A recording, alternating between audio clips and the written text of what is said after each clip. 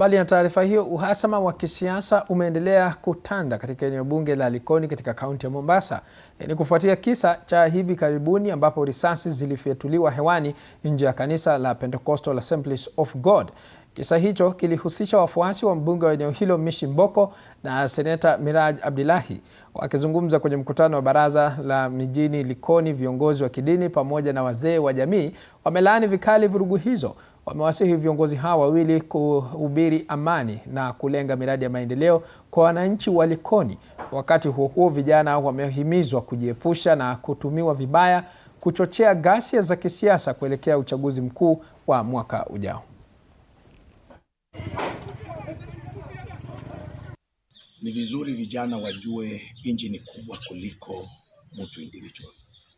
Namba 2, wajue ya kwamba shilingi 1,000, 2,000 haziwezi nunua uhai. Sisi tunataka amani Likoni. Kama wazee wa Likoni, sisi tunataka amani, hatutaki vurugu. Tunaomba amani iwepo katika mji wa Likoni na tunaomba kiongozi ambaye yuko sahihi hahubiri amani. Akihubiri amani tutakuwa na amani.